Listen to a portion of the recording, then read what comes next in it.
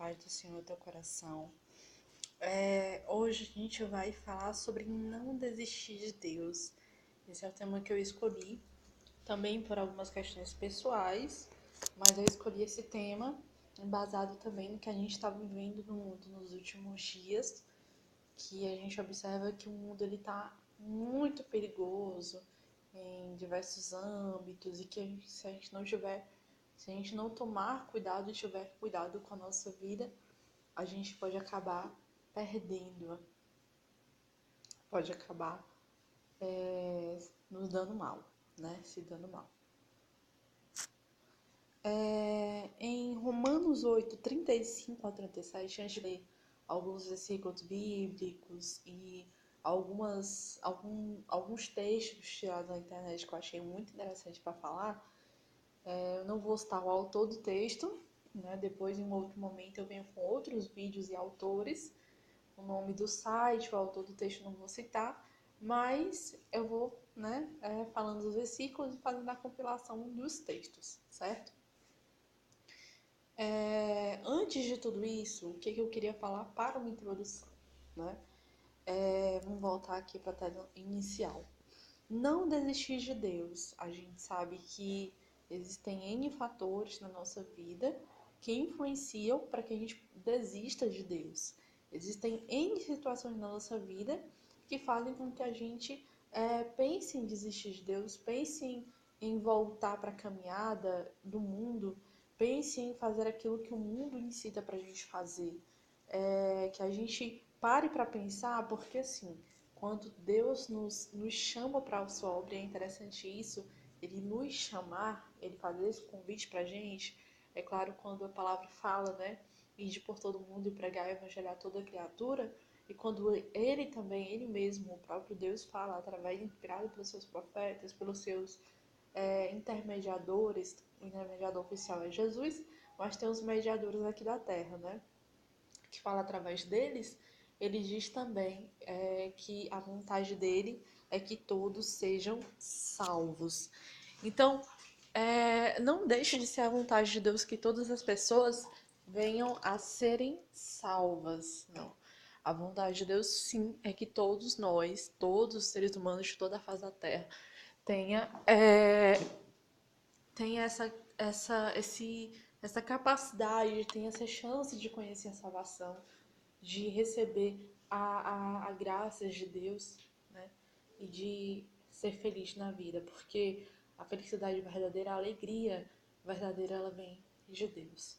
Então, não desistir de Deus vai falar basicamente sobre essa questão de a gente persistir, de a gente permanecer, de a gente continuar firme na nossa caminhada, em meio a tantas situações de sofrimento, tantas situações de desânimo, de tristeza, que a gente venha a continuar, que a gente não venha a desistir. Amém? Então, não desista de Deus. Para o primeiro versículo, eu queria falar sobre Romanos 8, do 35 ao 37. Romanos 8, do 35 ao 37. E ele vai falar o seguinte: então, quem pode nos separar do amor de Cristo? Serão os sofrimentos, as dificuldades, a perseguição, a fome, a pobreza, o perigo ou a morte, como dizem as Sagradas Escrituras, por causa de ti, estamos em perigo de morte o dia inteiro. Somos tratados como ovelhas que vão para o matadouro. Em todas essas coisas temos a vitória completa por meio daquele que nos amou. Aqui, esse versículo, assim como também outros versículos da palavra, tem muito a ensinar pra gente, tem muito a falar. Então, esse versículo ele vai falar de uma forma geral sobre aquilo que poderia atrapalhar a nossa aproximação com Deus, a nossa comunhão com Deus. Só que o apóstolo Paulo, nessa carta aos Romanos, a primeira carta que se diga assim do começo, né, do ministério de Paulo, não seria a primeira, porque eu não tenho conhecimento disso. Talvez fosse ou não a primeira, mas o que está escrito ali na Bíblia, por ordem, seria depois de Atos, a carta aos Romanos. não indo por questões históricas, mas falando em um embasamento mais preciso, né, mais básico da palavra de Deus, ele vai falar principalmente sobre a questão de nós entendermos que exatamente nada poderá nos separar do amor de Deus, de que nada poderá nos tirar a chance de conhecermos inteiramente ao Senhor, de conhecermos de uma forma completa a Deus, de que não existe nada. E ele vai falar de perseguição, que é uma coisa que acontece muito nos dias de hoje, que é a perseguição. Além de falar também sobre pobreza, perigo, morte, que são fatores que a gente costuma achar que são preponderantes para a gente poder desistir. Então, nem essas situações, como a palavra fala, elas podem nos separar do amor de Deus, sabe? Deus, um Deus soberano, ele lida com todas essas situações, e eu posso dizer de uma forma muito simples, né? Claro, não é fácil lutar contra o mal, mas ele é muito simples para ele, sabe? Quando ele realmente quer resolver algo, ele resolve, sabe? Então, assim, tem coisas na nossa vida que a gente acha que são um absurdo, tem coisas na nossa vida que a gente acha que a gente não vai conseguir lidar, que nós não vamos ser capazes de passar por aqui. Mas você lembra daquela passagem onde Jesus fala, onde o próprio Deus fala através dos seus filhos, dos seus enviados, que ele não nos daria uma carga maior para que a gente pudesse suportar, né? Então ele só nos daria aquilo que a gente pode suportar e não uma carga maior. Amém? Então essa palavra, ela vai falar também o seguinte, olha o que ela fala: "Ou por causa de ti estamos em perigo de morte o dia inteiro." Ou seja, nós vivemos situações, né, que nos fazem sentir um pouco do que é estar perto da morte. Nós estamos perto, próximos de situações que nos fazem sentir a questão da morte, a questão de estar morrendo, a questão de sentir-se perto de morrer. Ele fala exatamente disso. Somos tratados como ovelhas que vão para o matadouro. Ou seja, nós somos tratados como ovelhas que se dirigem, que se redirecionam para o local onde vão ser mortas. Ou seja, nós estamos expostos a todos os tipos de perigos, de situações que estão ali para tentar nos atacar, para tentar nos fazer cair, para tentar nos debilitar, para tentar nos matar de uma forma geral. E esse matar, ele não é matar o corpo, mas matar o que nós temos de mais importante dentro da gente, que é a nossa alma, que é o nosso espírito. Então ele está ali para tentar matar o que a gente tem de mais importante dentro da gente, que é a nossa fonte de vida, que é gerada dentro da gente, né? E está ali para tentar matar, para arrancar. E ele vai falar mais em todas essas situações que nós estamos expostos, em todas elas. Quando você passar por uma situação assim, você lembra que diz essa palavra. Que em todas essas situações, quando você estiver passando por isso, lembre-se, temos a vitória completa por meio daquele que nos amou, Cristo Jesus. Então, Jesus, o Cristo, né? Ele nos amou assim como Deus também nos ama. Não é uma opção da gente, é uma escolha de Deus. Primeiro ele nos amou para depois nós os amarmos. Primeiro ele nos escolheu para depois nós o escolhermos, né? Então, assim, em todas essas situações, não importa a situação que você esteja passando, não importa se você está sofrendo, não importa se... Claro, importa realmente, porque Deus se importa com a nossa vida, com o nosso emocional, com o nosso sentimento. Mas se você está passando por uma coisa, não ache que isso é o fim. Não ache, né? Tudo para Deus tem um propósito. Então, Deus, ele vai agir em cima dessa situação, né? E isso não vai te destruir. Você vai ver que isso não vai te destruir, certo? Passando para o próximo, diz assim, ó: nós não somos abandonados por Deus. Talvez estejamos passando por uma triste tribulação nesse momento, mas como disse Paulo aos Romanos, e ele vai falar, deixa eu passar aqui, que é aquele versículo anterior que eu li para vocês. Essa parte do trechozinho do texto que eu li foi o trecho que estava em cima do versículo, como vocês podem ler, que foi o versículo que eu li para vocês. E está em Romanos 8, 35 ao 37. Então ele diz assim: nós não somos abandonados por Deus. Deus não nos abandona de forma alguma.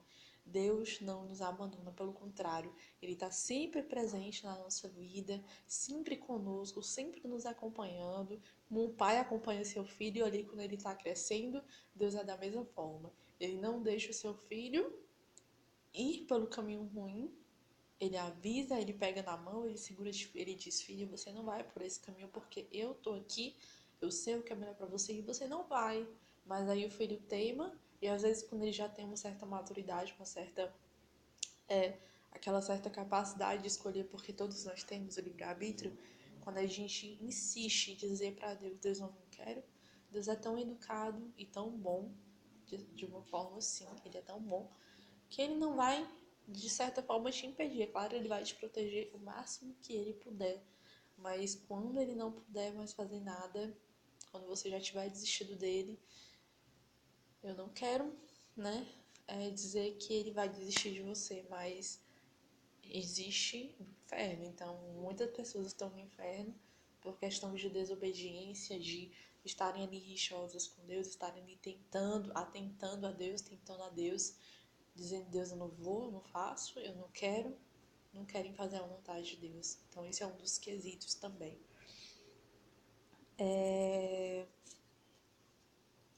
Vamos passar para a próxima. Quando somos exortados a não abandonar nosso lugar de reunião, aqui, gente, ele vai falar sobre um versículo que está aqui, ó. Deixa eu passar aqui para vocês. Deixa eu voltar. Um versículo que está aqui, ó. Não abandonemos, como alguns estão fazendo o costume de assistir às nossas reuniões. Pelo contrário, animemos uns aos outros, e ainda mais agora que vocês veem que o dia está chegando. Então ele vai falar disso, certo? Ele vai falar disso, bem aqui. Quando somos exortados a não abandonar nosso lugar de reunião, é porque na cristandade Deus perdoa nossos pecados. Isso é muito interessante. Quando eu li, eu achei muito interessante, eu queria passar para vocês. Eu vou repetir para vocês poderem entender e compreender. Quando vocês não entendem assim, é bom a gente repetir. Então diz assim: quando nós somos exortados, quando alguém diz, num caráter de exortação, no caráter de ensino, ali, quando é um ensino que tem por base assim um amor ao próximo, quando a pessoa ensina porque ama, porque não quer ver o mal na vida da pessoa, e quando nós somos exortados a não abandonar nosso lugar de reunião, como aqui a palavra fala, né, como eu já mostrei para vocês, é porque na cristandade Deus perdoa nossos pecados, né? Aí ele vai falar mais. Na cristandade nos concede pela sua palavra, pelo seu corpo e sangue, o perdão que nenhum de nós fez e faz por merecer. Lá mais na frente, eu não sei se eu coloquei, mas eu achei uma outra palavra que ele falou muito interessante. Ele diz assim: olha, nós temos todas as chances do mundo, todos os meios, todos os fatores, todas as questões para Deus nos perdoar, para nós nos achegarmos a Deus em questão de perdão. Só que às vezes a gente tem um coração tão inflado pelo nosso ego, a gente acha realmente que não, eu não mereço, eu não vou em busca disso, do perdão de Deus, eu não quero me reconciliar com Deus porque eu sei que eu não mereço. A gente já define para a gente, nós definimos a nós mesmos que não existe mais jeito, e Deus ali oferece em todos os meios. Existem tantos meios de você receber o perdão de Deus através de Jesus, existem tantas formas de Deus te perdoar, que você acaba dizendo: não, eu não quero, e aí com certeza quem está se jogando ao precipício é você, quem está se jogando ao inferno é você, quem está se jogando ali ao precipício, ao inferno é você, porque Deus ele está te oferecendo perdão e você não está querendo receber esse perdão, você não está querendo receber aquilo que Deus está querendo te dar. Então, esse é um erro muito grande. Então, esse texto aqui ele é muito interessante também. Vamos passar para o próximo. Diz assim: o nosso Senhor e Salvador Jesus Cristo nunca nos abandonou, assim disse Paulo aos Filipenses. Ele foi humilde e obedeceu a Deus até a morte, morte de cruz. Então, assim, esse versículo colado ali, ligado com a palavra que ele falou, que ele diz quando o autor desse texto aqui, sem ser o texto bíblico, o autor do texto aqui, desse texto, desse texto poético disse que Deus nunca nos abandonou, ele fala também que ele está tentando dizer para você e para mim, eu acho assim, de uma forma, da forma como eu interpretei, certo? E eu espero que você chegue para Deus e tenha o seu estudo pessoal com Deus, queira saber você mesmo com Deus aquilo que Deus quer dizer através de tudo aquilo que eu falei, de tudo aquilo que você vai estudar, tudo aquilo que você vai ler na palavra. Nós precisamos ter nossa experiência, ter a nossa visão, ter o nosso ponto crítico, não acreditar em tudo que as pessoas dizem, mas ter a nossa opinião, avaliar se aquilo é bom ou ruim, avaliar através de um parâmetro correto, de um parâmetro neutro, de um parâmetro verdadeiro, de um parâmetro que te leva para o peso da balança favorável às coisas corretas. Então a gente tem que avaliar nesses termos, não é achar que toda pessoa que fala de Deus, toda pessoa que fala sua opinião sobre Deus, sua opinião sobre aquele versículo da Bíblia, vai estar falando aquilo que Deus está querendo dizer para você. Mas é você buscar saber aquilo que Deus quer falar realmente para você. Você tem o interesse de buscar Deus, dizer para Deus, Deus, eu estou aqui e eu quero que o Senhor me diga. Começa assim aos pouquinhos, começa com pequenos versículos, vai lendo pequenos versículos, vai fazendo seus devocionais, o devocional ajuda muito. Vamos lá, vamos voltar. Então, o que eu entendi dessa ligação, dessa parafrase, né? Eu pude entender dessa coligação entre o versículo e aquilo que o autor do texto falou. Ele disse que Deus, Jesus Cristo, ele nunca nos deixou porque ele foi obediente até a morte. Então, imagine só, uma pessoa que recebeu uma sentença de Deus, uma sentença boa, ruim pelo peso que isso seria de sofrimento, mas uma sentença boa, porque nos levaria à salvação. Jesus, eu tenho plena convicção de que Deus não me obrigou a fazer nada. Ele disse, Jesus, essa é a única forma. E a gente não sabe como foi a conversa de Deus com Jesus, mas dá pra gente entender que Jesus ele veio e ele foi obediente. E quando o texto fala que ele foi obediente, ele fala que ele não nos deixou na mão. De que Jesus, ele não nos deixou ali aviltados pelo ar das situações que aconteciam na vida dos discípulos, da nossa vida também. Ele foi obediente, ele obedeceu a Deus, certo? Deus tinha dito para Jesus, eu creio, né? Jesus, essa é a única maneira. Você tem que ir lá, você tem que se oferecer. É um pedido que eu tô fazendo, você é obediente a mim, foi um pedido que eu tô fazendo. Então vai lá e faz, você é meu filho. E tal, é o único jeito. Não dá pra gente entender mais ou menos assim, né? Só que é aquela questão. Jesus, ele nunca deixou de ser obediente a Deus e nunca nos deixou na mão da mesma forma. Jesus, ele é o mesmo também, assim como, como Deus é o mesmo, Jesus é o mesmo. E também Jesus é aquele nosso intercessor, aquele nosso mediador entre Deus e os homens. O único mediador é Jesus Cristo, o Senhor. Então, ele como mediador, além de tudo, ele é o mediador, além de ser o Salvador, além de ser o Filho de Deus, ele é o mediador, ele é o nosso advogado. Só que a gente tem que entender também, tem questões que a gente tem que entender o seguinte: nem tudo a gente tem que colocar a nosso favor. Como assim? A gente fez uma coisa errada. Aí nessa coisa errada a gente teve a consciência de que foi errado, mas mesmo assim a gente fez. Gente, existe uma questão que é o livre-arbítrio, que é você ter escolhido aquilo que foi a consequência para o seu ato, que é você ter escolhido a consequência. Então você fez uma coisa que foi errada, que você sabia que foi errado, você teve consciência. O que Deus faz? Jesus pode ir lá para Deus e falar. Claro, Deus é bom, a gente não está falando que Deus, quem vai julgar a gente é Jesus, que no caso seria Deus. Mas Jesus, ele é bom, ele intercede por nós. Ele é o mediador, ele é o nosso juiz, certo? Ele vai lá falar com Deus, a gente tem o nosso acusador, que é o demônio, é o diabo. E ele é o nosso acusador, ele vê as nossas falhas, ele não conhece as nossas intenções. Eu creio muito que quando Deus colocou aquelas aflições, aquele conjunto diante de Jó, ele estava ali falando para Jó, ele estava dizendo, mostrando para Jó, mostrando para o inimigo, principalmente, para Jó também, principalmente, que Jó já era capaz, né? Porque Deus conhecia o caráter de Jó. Deus sabia quem era Jó, Deus sabia que Jó seria capaz de passar por isso, claro, com a ajuda de Deus.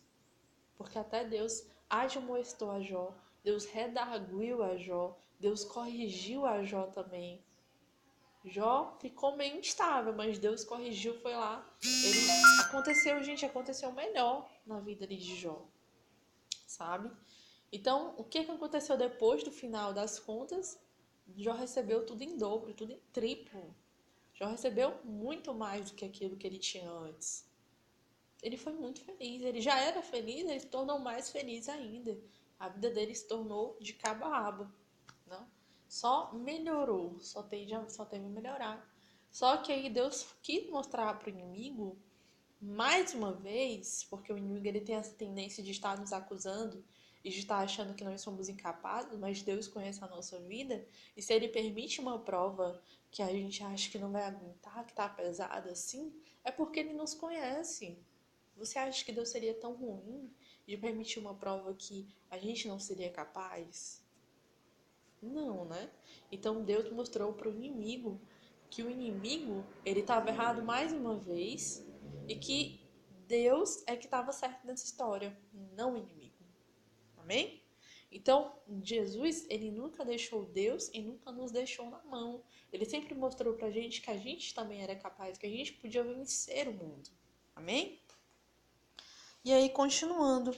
E ao subir aos céus, esse versículo anterior está em Filipenses 2:8, e o versículo posterior está em Mateus 28, 20b, que é a segunda parte do versículo 20 do capítulo 28, que diz assim: E ao subir aos céus, parafraseando essa palavra, enfatizando essa palavra, vitorioso, prometeu: Eu estou com vocês todos os dias até o fim dos tempos. Então ele subiu vitorioso, ele venceu todos os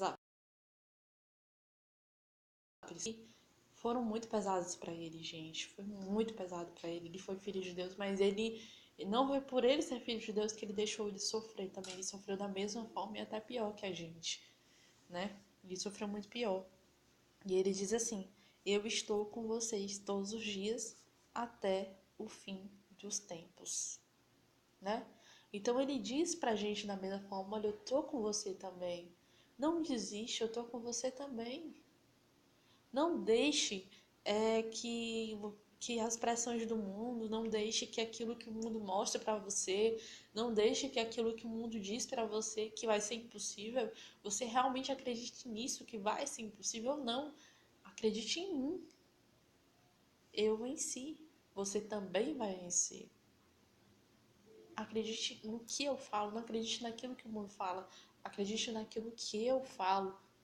Eu venci, você também pode vencer. Você já é mais que vencedora. Amém? Nós somos mais que vencedores por meio daquele que nos amou. Como eu já disse uma vez, eu vou repetir de novo, nós já vencemos, certo? A promessa já nos está posta, então vale a pena. Olha, gente, eu não queria falar nisso, mas eu vou falar, certo? O povo do deserto, o povo que saiu do Egito para chegar a Canaã, que era a terra que emanava leite e mel, a gente tem a nossa Jerusalém celestial, né? Na mesma ligação entre essa história do Egito e essa história do céu, a gente sabe que nessa história do Egito, onde o povo saía do deserto para ir para Canaã, eles começaram a reclamar muito e a murmurar de Deus, a dizer: Deus, eu preferi o Egito. Começaram a fazer pouco de Deus. O que aconteceu? Deus exterminou todos os adultos. Eu não me lembro qual foi a idade, mas Deus tirou ele, Deus permitiu que ele saísse da terra, certo? O que acontece? O que é que acontece? Deus permitiu que ele saísse da terra. Mas foi culpa de Deus? Não, não foi. Foi desobediência deles. Eles tinham uma promessa, assim como todos nós temos a promessa de chegar a Jerusalém Celeste, mas Deus, nós temos a promessa, veja que Deus é fiel. Deus cumpriu a promessa. Alguns chegaram, digamos assim, digamos assim, levando em consideração os poucos, seriam muitos, né? Ou seja, muitos, mas da população total foram poucos.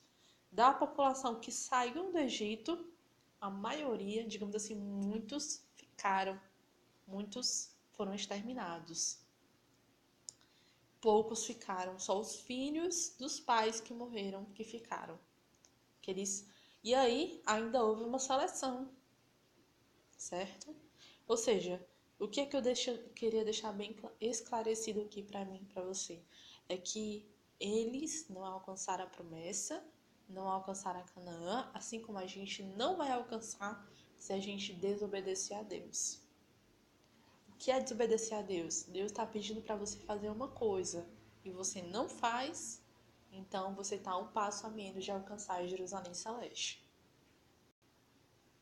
Você está um passo a menos de alcançar o céu. Isso é bem expressivo, todos nós sabemos disso. Então não foi por não foi por questão de Deus, não foi porque Deus quis que eles não alcançassem, foi porque eles não quiseram. Eles não quiseram, certo? Foi decisão deles, não foi por ordem de Deus, foi decisão deles.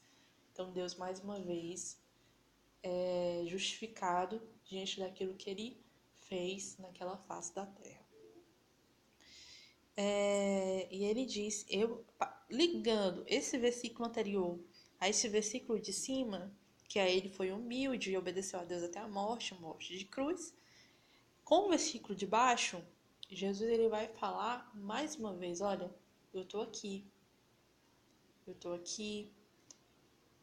eu visito a terra, eu visito os meus filhos, eu amo os meus filhos, eu tenho um propósito na vida deles, não é fácil, eu não desisto fácil e eu tô aqui. Eu tô aqui e eu vou fazer o melhor na vida deles.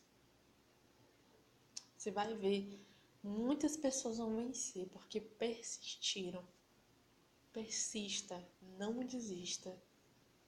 É muito melhor que a gente comece uma caminhada, a gente siga. Eu acho muito bonito isso porque dentro da minha família tem pessoas que, vamos falar de uma forma geral, começaram um curso.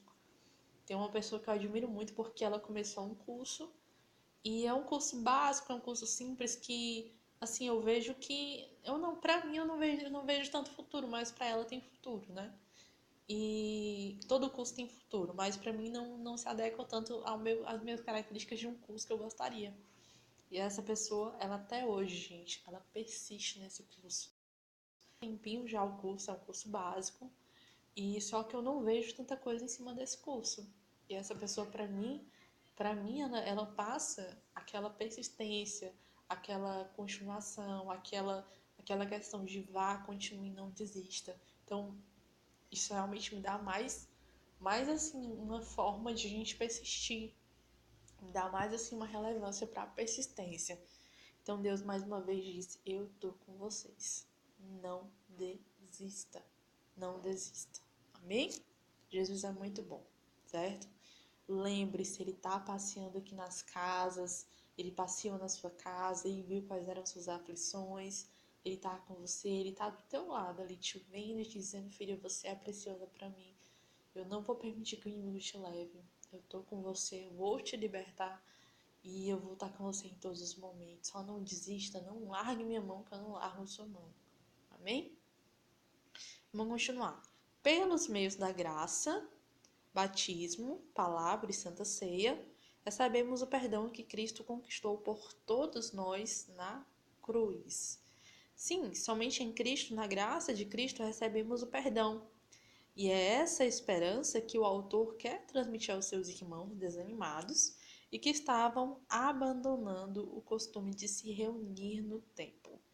Então, novamente, ele vai falar sobre a questão da reunião. De uma forma geral, no final do texto, ele já diz sobre a reunião no templo, naquele templo. Então, ele fala que graça, batismo, palavra e santa ceia, né, por meio desses fatores, eles recebiam o perdão de Cristo. O perdão de Cristo é algo que Deus dá, é algo que Deus nos dá, é uma graça, certo? A gente não merece, mas Deus nos dá. Pelas misericórdias do Senhor não somos consumidos, porque as suas misericórdias se renovam a cada manhã. Grandes são as suas misericórdias, então nós temos a misericórdia ao nosso lado. Ele vai falar sobre o perdão de Deus e ele vai falar sobre a questão de nós permanecermos fiéis. Então, permaneça, não desiste, tá? A caminhada tá difícil, mas Deus está contigo. Deus está com você. Amém? Continuando. Aquele lugar reservado apenas para o sumo sacerdote agora está disponibilizado a todos nós por causa da obra redentora de Cristo. O autor da carta aos Hebreus diz: Por isso tenhamos confiança e cheguemos perto do trono divino. Onde está a graça de Deus, ali receberemos misericórdia e encontraremos graça sempre que precisarmos de ajuda. Eu queria aqui poder falar também. Deixa eu ver se eu encontro aqui. Que não tem. Mas esse especificamente, esse aqui, ele vai falar sobre o Santo dos Santos. Eu não peguei a parte do tabernáculo, que era o lugar onde os sacerdotes se reuniam para adorar a Deus, que só eles podiam entrar. Tinha outras pessoas que não fossem consagradas ali por Deus para entrarem, elas morriam, né? Então era muito restrito, era muito perfeito ali. Então existia uma certa definição ali de hierarquia, certo? Vamos ler esse texto que diz assim: O que é o Santo dos Santos? É o lugar santíssimo, o lugar mais sagrado do tabernáculo e também do templo. Ali ficava a Arca da Aliança, uma caixa de madeira revestida em ouro, onde estavam guardadas duas pedras dos mandamentos e outros objetos sagrados. Esse lugar era separado por uma enorme e espessa cortina. Então ali, gente, nesse tabernáculo existiam dois locais, certo? Um local anterior e um local posterior, talvez um outro local também. Esse Santo dos Santos que ele fala é onde tinha a Arca da Aliança, é onde realmente ali os sacerdotes guardavam a arca, que essa arca guardava os 10 mandamentos, a tábua dos 10 mandamentos, que foi aquela tábua original de Moisés, onde ele estava ali falando com Deus, quando ele subiu no monte para orar, e aí Deus escreveu com o próprio dedo na tábua, certo? E aí lá detinha guardada a tábua, certo? E tinham outros objetos e ali era o lugar do Santo dos Santos. Agora vamos voltar. Deixa eu voltar aqui. Vamos voltar aqui para onde a gente tinha parado, né? Que é esse aqui. Quando ele fala, aquele lugar reservado apenas para o sumo sacerdote, agora está disponibilizado a todos nós por causa da obra redentora de Cristo. Que era aquele lugar que ele falava, o Santo dos Santos. Esse era o lugar. Só o sacerdote podia entrar, porque ele era consagrado para isso. O sacerdote era uma pessoa específica que Deus escolhia, segundo aqueles parâmetros dele, para entrar no templo e fazer toda a adoração e fazer todo o sacrifício. Ele era a pessoa especial. Então, ele tinha algumas restrições na vida dele que ele não podia fazer. Tinha algumas coisas que ele tinha que obedecer, tinha algumas regras, certo? Então, assim, ele era sacerdote, existiam muitos sacerdotes naquele tempo, e o sacerdote ele tinha essa função, né? Essa função bem elementar, né? Ele tinha que entrar. Quando o texto fala que Jesus, depois que disse está consumado, o véu do templo se rasgou, foi ali no finalzinho dos evangelhos, onde ele vai falar sobre o véu do templo, ele vai falar sobre Jesus, que o véu do templo tinha se rasgado, certo? E ali, pelo véu do templo se rasgar, que era um tecido muito grosso, é muito forte, muito resistente, então seria difícil esse véu, esse tecido se rasgar. Quando Jesus morreu na cruz, ele se rasgou de cima a baixo. Ou seja, a partir desse momento, nós tínhamos essa capacidade para para conversar com Deus, para orarmos ao Senhor, para termos comunhão com Deus face a face. Nós tínhamos essa opinião, nós tínhamos essa opção. Então, a partir de hoje, saiba, você pode conversar com Deus face a face. Você pode conversar com Deus face a face. Amém? Por isso que ele fala sobre isso. Hebreus 4,16, esse versículo que está grafado em vermelho, está colorido em vermelho, ele vai falar: por isso tenhamos confiança, né?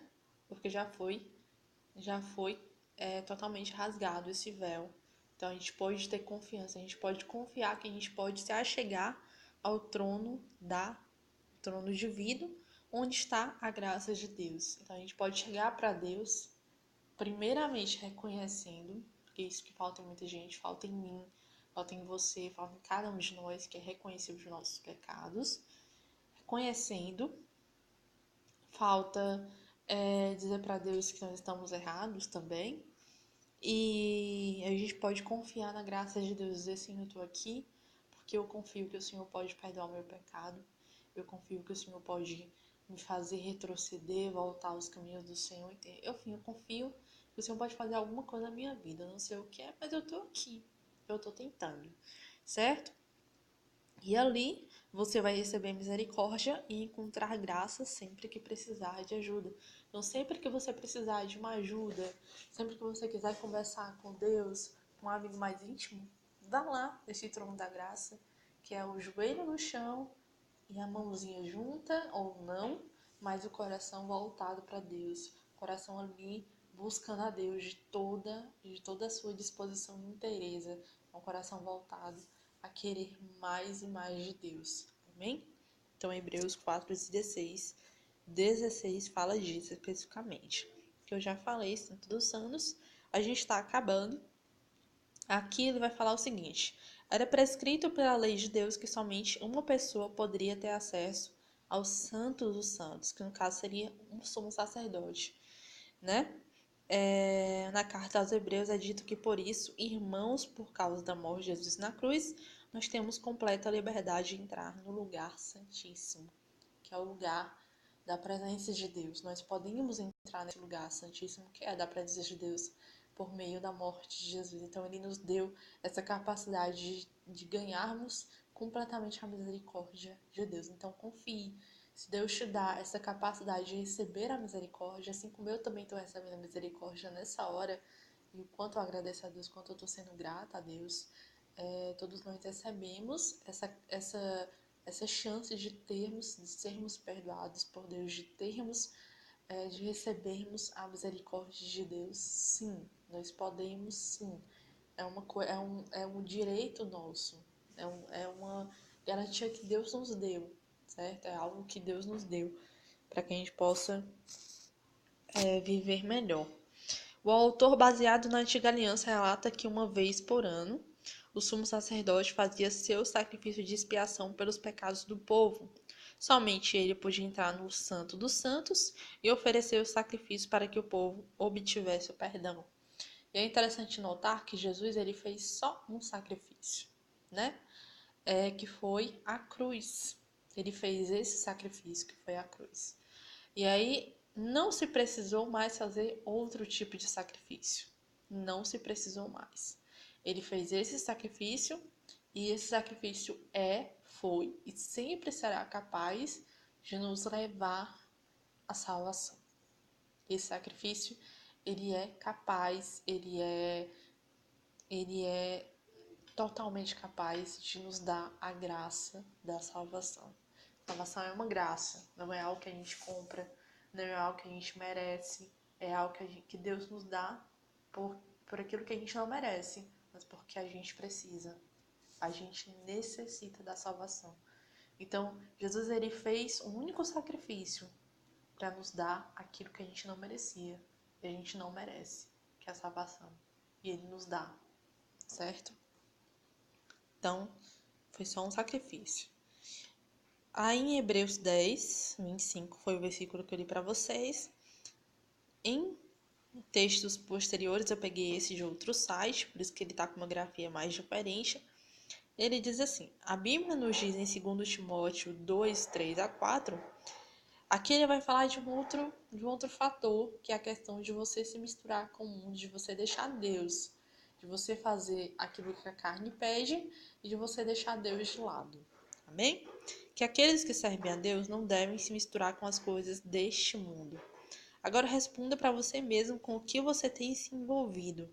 Continua dando corda para a sua carne, para ver aonde ela vai te levar?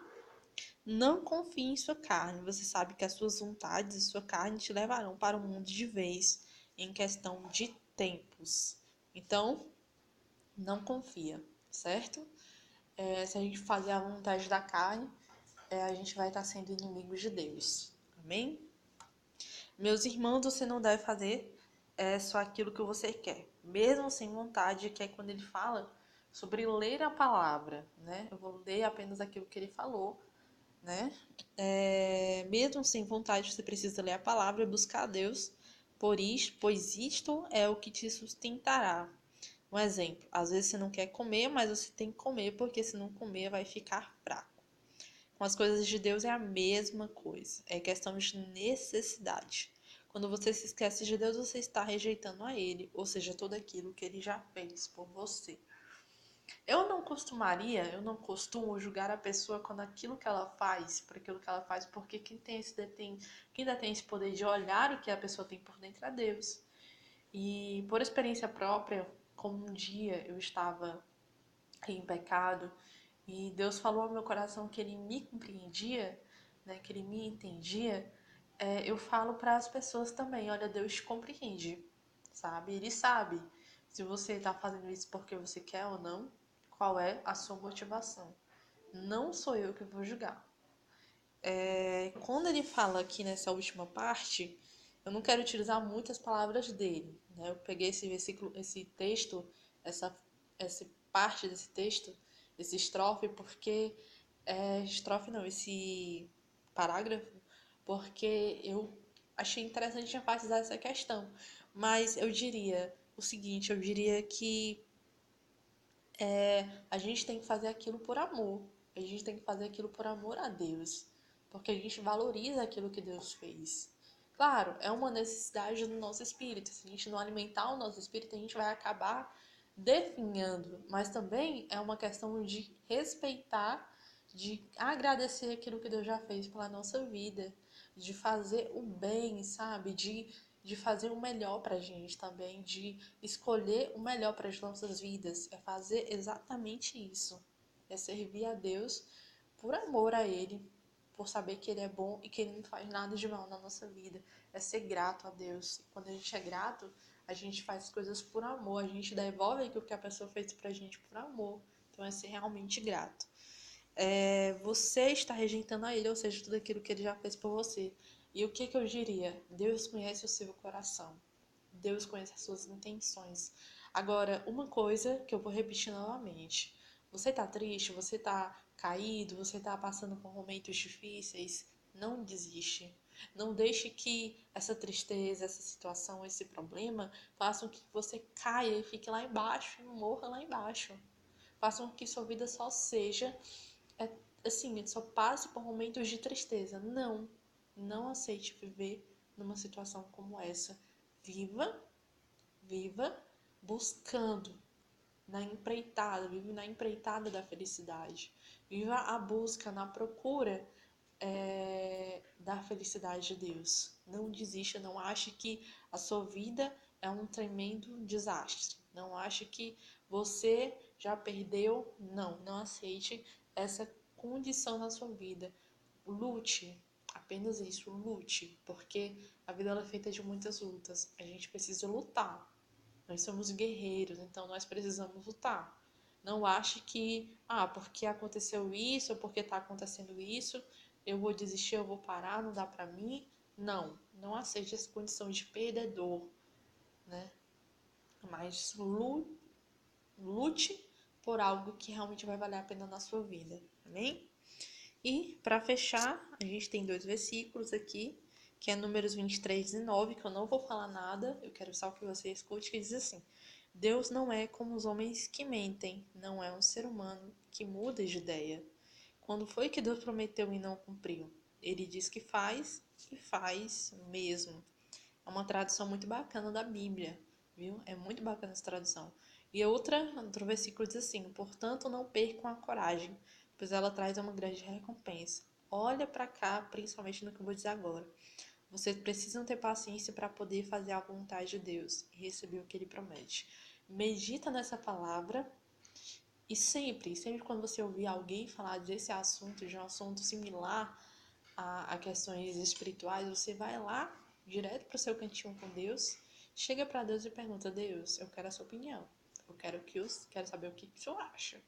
Será que é isso, aquilo? Vou ler a palavra, vou me instruir, certo? Amém? Então é isso. Deus abençoe a tua vida. Essa foi uma pequena pregação do dia, falando sobre não desistir. Eu espero que você tenha aproveitado, que tenha entrado no teu coração, assim como falou comigo, que tenha falado com você, assim como eu também senti Deus visitando aqui, o local onde eu estava, a minha residência. Eu desejo que Deus também tenha visitado a tua residência, porque quando a gente abre o coração assim para Deus, por mais que a gente esteja com um coração muito fechado, por mais que a gente esteja passando por problemas, por situações, a gente acha que não vai dar certo. A gente apenas abrir um pouquinho o nosso coração para Deus, dizer: Deus, eu não sei o que vai acontecer, mas eu estou aqui. Eu estou disposta a tudo. Então, as coisas acontecem. Amém? Deus te abençoe.